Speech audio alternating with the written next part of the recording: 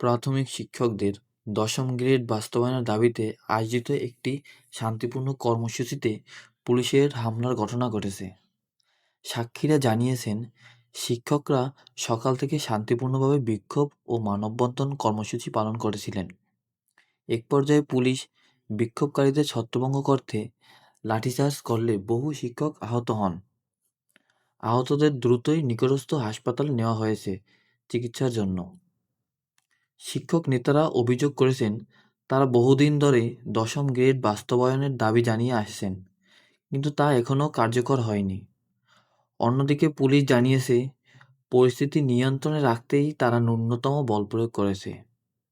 ঘটনার পর এলাকায় তীব্র উত্তেজনা বিরাজ করছে এবং অতিরিক্ত পুলিশ মোতায়েন করা হয়েছে।